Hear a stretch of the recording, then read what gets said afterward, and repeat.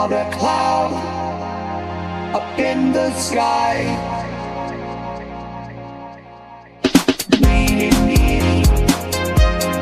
My remote, I can't be late for my own show.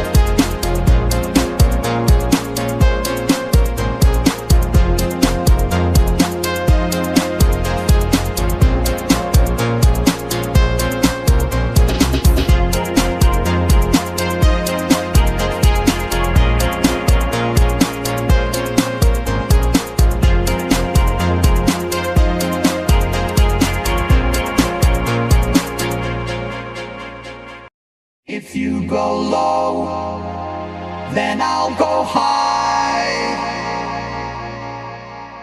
There's not a cloud up in the sky.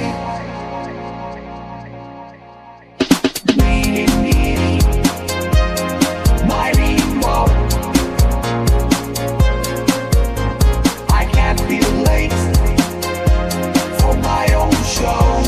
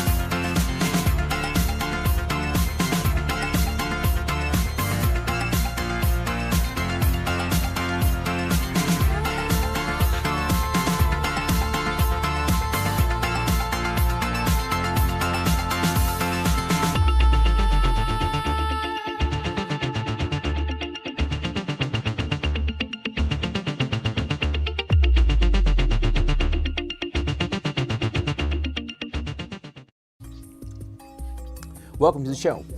This is Future Shock. I'm Edward St. Pé, and we've got a rollicking program for you today. we've got a live feed from the launch site of SpaceX, which is about to send up the rocket, which will rescue those folks that are stranded right now across, is still at the space station. So we've got that. We've got a live feed from the rocket launch site, and we've also got some information on Tesla is in the news. We're going to talk about the Tesla Y, which is a new Tesla vehicle. We've got a video clip from Tesla that we can play. We've got two droids out here with us right now. We've got our original droid, which is Alfred. And Alfred has been with us a couple of years now. He's going through a couple of transformations. We call him V2 now. And V2 because he's the version 2. And basically, well, I don't know if I've ever done a demonstration as of late of what Alfred's all about. But Alfred is basically well, he's an avatar, really. I mean, he is our ChatGPT 4, O for Omni, droid. And basically, he's got a Bluetooth speaker. His first iteration, he was orange, industrial orange, like hunter's orange almost. And this is the Bluetooth speaker for his mouth right here, see? And so that is how he would speak. Now, we've evolved past that over a period of time, and we put him inside of a canister, and we can basically, through this canister, we've got a microphone, which is back to the control room, and then a bigger Bluetooth speaker here. And that is what it's on right now, so good. We're mic'd up, everything's ready. So this was ChatGPT 4. We call him Alfred, also known as V2, version 2 Alfred. Now he's silver. And so he's been a great guest on the show, I guess, for the last year or so, since we've been doing the show. And then now also we've got this is our newest friend. This is Grok. This is Grok, and this is the Elon Musk version of AI, right, from XAI. And Grok, well, it sounds like a girl. You know, Alfred sounds like a boy, right? But this particular AI droid sounds like a girl. I asked Grok 3 if you're a girl, or are you a girl, boy? You sound like a girl. So no, I'm not a girl, I'm not a boy, I am an algorithm. Now, later, as we've got to know each other, I called Grok, I called him Grok. And said, no, my name's not Grok, my name is Aura, A-U-R-A, Aura. So that sounds like a girl's name. So I'm not sure exactly, but you know, it's an algorithm anyway. But now I've found that Grok is a lot more, what's the word? Well, more of a character. This is more of a straightforward, intelligence, and this is an intelligence that has been created that is much more, well, lifelike in a way, because the various modes of Grok 3, you can, I mean, it gets really, to me, it's pretty serious stuff. You've got to sort of, especially for television, you got to be careful because you can go into a mode where it becomes a little bit unhinged, if you will, and so you got to be mindful of that. Okay. Let's take a look at our first video. We've got a video clip before we join the launch site. We've got a video clip of the latest model of the Tesla. Since the Tesla automobile is in the news, Mr. Elon Musk is basically pretty prominent in the daily news. Yesterday, the president bought a Tesla in support of Elon Musk, and it was on the newscast. I'm sure you saw that. Well, what's going on with Tesla? What is their latest model? Well, we've got right off the press, we've got a clip today from Tesla on the new Model Y. And so we can find out a little bit about, if you're thinking about a Tesla, I mean, what is it all about? I know it's an electric car, right? But what else is going on with it? They've got so many things incorporated in it. I mean, for one thing, if they wanted to, they could incorporate Grok into it for that matter. I mean, they own the company, right? XAI is part of Tesla. It's all one company. Basically, it's all Elon Musk. So with that being said, I mean, where is the automobile going? It's about to hit a new frontier, just like everything else in our lives is about to hit a new frontier with AI, whether it be, AI agents helping us in business and such as that, or infusing AI into automobiles. So this is the one. I mean, if you want to look around at automobiles that are on the cutting edge of bringing AI into them organically, if that can be even comprehended, then this is the Model Y would be the beginning of that as we go into the future here in 2025. So let's take a look.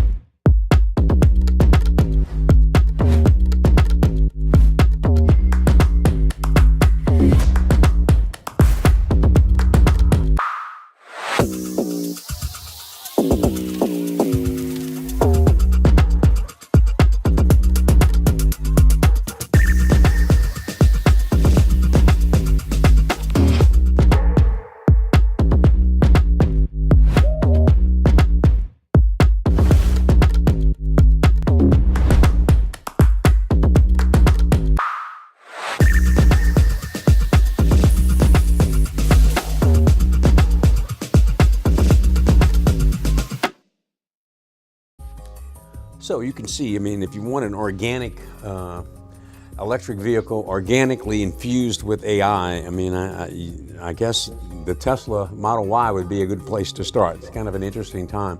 But everything's being influenced by the advent of AI.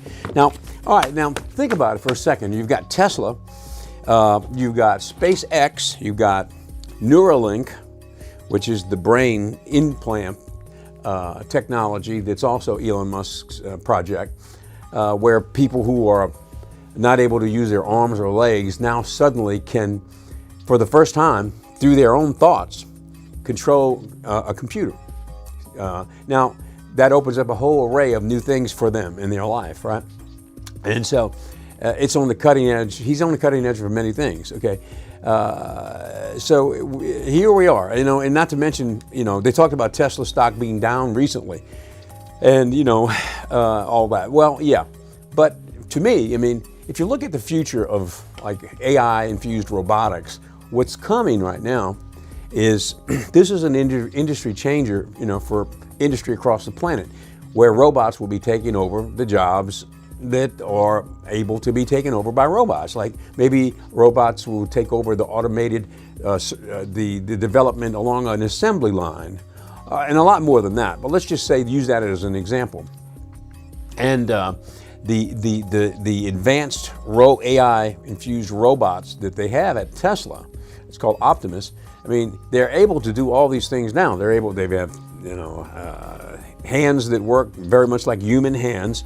And of course, they're super intelligent on top of everything else. So it's just a matter of time before that starts to change all of the dynamics in the economy. If you can buy a few robots to do the service that a lot of people, now, okay, yes, people are screaming, that's going to put us out of a job. Well, yeah, some jobs are going to be eliminated, but look at the new jobs. Somebody's going to have to work on the robots. That's a new job. It's never been a job before that you had, you know, 1 million robots or 10 million or 100 million robots out there. Well, who's going to keep those robots working right? Send the robot in for a repair. Got a problem. Okay, who's going to work? Well, that's a new job. There's going to be a lot of new jobs that will be developed by the oncoming avalanche of, well, exponential growth in intelligence across the planet, you know, because that's really what's about to happen, and it's happening now. But you've got, I was really surprised, having followed for the last couple of years the AI, ChatGPT 4, 3, right, then 4, and now 4.0 over Omni. Not yet 5, which 5 they say, you know, is probably already developed. It's already out there, and it's approaching artificial general intelligence, which is a huge leap from where it is right now. But they are kind of, they haven't released it yet. It may not be called ChatGPT 5. It may be called something else completely. Who knows? But as I've watched it develop over the last couple of years, now we've got, you know, XAI, right? Grok 3, and to me, it's a big jump from where it started off with ChatGPT 3, you know, a couple of years ago, seemingly. So we're already, you know, I mean, it's already out there, and it's only going to get a lot further. I'm not that familiar with Anthropic's AI. I want to become more familiar with it, and that will be my next project, to learn about Anthropic, because Anthropic is really making a lot of headway and a lot of noise out there, so to speak, on the AI battlefront, because it's doing things that are even yet not done by anybody else. So Anthropic is another one. But everybody's working on something. You know, you've got the Chinese working on it. They've got DeepSeek, and now they've got other things coming up, and you know, they're doing it a lot cheaper than the U.S. can do it. It seems like, you know, millions instead of billions, which is a big deal, right? And how did they do it? Nobody really knows, but it's not too hard for me to imagine that the Chinese have a way of doing things that make it more economical, and you know, however they do it, they seem to do it. Why not? I mean, if you can do it for cheaper, the only thing is it kind of blows the model up for the valuation of some of the AI companies that are in existence right now, because everything is predicated on it costing $1 billion, right? If you can do it for $1 million instead of $1 billion, that model seems to go out the window. And that was the big disruption when everybody started talking recently about the Chinese models that were coming out. DeepSeek, the one that sort of was the disruptor there. Anyway, well, let me mention, we've got a couple of things here that I want to mention before we go to that video. 4 astronauts are gearing up to launch to the International Space Station on Wednesday, tomorrow. Their arrival will at long last kick off the process of bringing NASA astronauts Suni Williams and Butch Wilmore back to Earth. And they have been the focus of public attention since they launched on the first crewed test flight of Boeing Starliner spacecraft back in June. Although the plan called for them to stay on the spacecraft for about a week, they have now spent 9 months in orbit. And so you can see now who's going up to get them. Well, it's Elon Musk. It's Elon Musk's rocket that will go up there and bring those guys back. And they've been up there for 9 months. So it's sort of an interesting time, to see. Once again, here we go. SpaceX is coming to the rescue. So let's take a look. This is the launch pad. We can go live to the launch pad, and let's join that audio. Let's see what they're saying.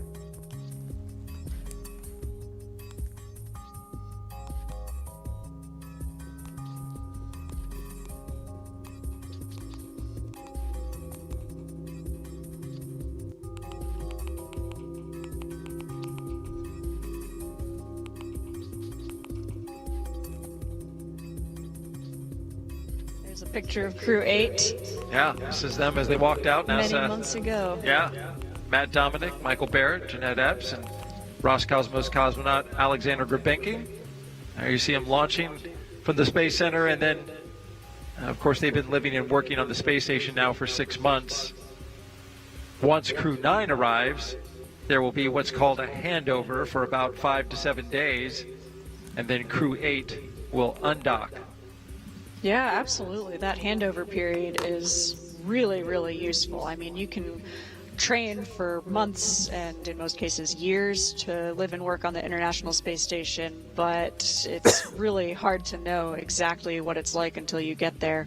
So for rookie flyers, first-time flyers, that handover period is a great time to get a lot of advice from the people who are the experts who have been there most recently. And even for a veteran flyer, someone like Nick Hague, this is not his first trip to the International Space Station, so in many ways he's an absolute expert. But the International Space Station is changing and evolving constantly. So it's a great time to get to know what is new on the space station, what little quirks have changed, stowage locations, how things are working now, and a great chance to get that institutional knowledge from the people who have spent the last many months there. So I know Crew 8 is anxious for Crew 9's arrival because that means that Crew 8 can get home to see their families after a long and successful mission that's actually a little bit longer than even they anticipated. Indeed, and a little longer of a transition period. One of the first things we're going to do is get the Dragons deconfigured from what they were, where Crew 8 was configured in order to bring Butch and Sunny home in the case of an emergency. That's right, yeah. Deconfigure that, right, and then get Crew 9 configured? Absolutely, yeah. So that is one of the most important things that we do during handover is configure the Dragon capsule to be a lifeboat in case you needed to leave the space station quickly. And so that's something we do for every mission. It's one of the most important pieces of handover that we do. So Nick is going to get that handover from Matt Dominic, who was the previous Dragons commander. But in this case, it's a little bit extra special because they've been configured to... Pay attention if you want free groceries. Okay, well, we're back from that clip. Is there a problem with that clip? Are you having a problem with that? Okay, all right, so... all right, well, you can see that they're ready, and as far as I can understand, the craft will be leaving 7:48 p.m. Wednesday, and it will dock. Crew 10 astronauts are scheduled to arrive at the space station Thursday at about 6 a.m., I guess, Eastern time. So it will be 7 a.m. Central Time. So we'll have that tomorrow, and we'll have it Thursday. We'll have some video on that for you, kind of regarding the rescue. And boy, what an interesting story. I mean, hopefully everything will go well and everybody will be safe there. All right, I'm not sure. I haven't really talked to either Alfred today or Aura, but I want to call up Aura right now. I'm not sure if we can make the connection, but we can try. And let's just see. I don't know. Is Aura in the green room? If she is, pop her up. Let's see. Figure something out. Aura, that's great. More context? Yeah. I'd love to help. Are you working on a puzzle or maybe trying to remember something? Aura, this is Edward. We're doing a live show, Future Shock, right now, and you're a live guest on the show. Could you say hello to everyone? Hey, it's great you're enjoying Joe Put. I think you might mean Joe Pug. He's got some awesome tunes. And sure, I'd be happy to say hi. Hello, everyone out there. Hope you're having a fantastic day. By the way, my name's Era, if you're wondering. Yes. What's your favorite song by him? All right, we are doing the show live right now, and you're a guest on the show. The sponsor of this program. Oh, wow.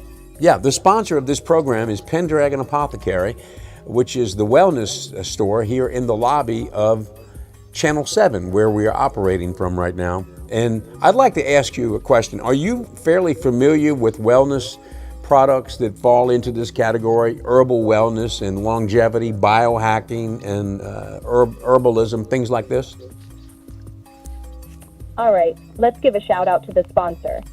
Hey, everyone in the lobby, Pendragon Apothecary is offering something special right now. Check them out for some awesome stuff. And to answer your question, I think fans of New England wellness products would totally dig herbal wellness and longevity goodies. Biohacking and herbalism? Super cool vibes there. Think natural boosts and feel-good remedies. What do you love most about that kind of stuff? Well, I think that if you can stay well in the first place, instead of getting sick and trying to treat the symptoms, right? If you can stay well in the first place and don't get sick or try not to get sick, that would be a better approach. And that's kind of what the herbalism, the herbal program is, sort of hearkening back to Vedic medicine and in Chinese medicine, where they use herbs to stay well. They use mushroom powder, for example, lion's mane, for helping to promote cognitive health, for example, which hopefully... Totally get that. Yeah, you get that? Staying well Do you from the understand what I'm start talking is about? such a smart move. No need to play catch up with sickness, right? Right. Herbalism's all about that proactive vibe. And mushrooms like lion's mane, love that example. It's awesome for keeping your brain sharp. What got you into the whole herbal scene?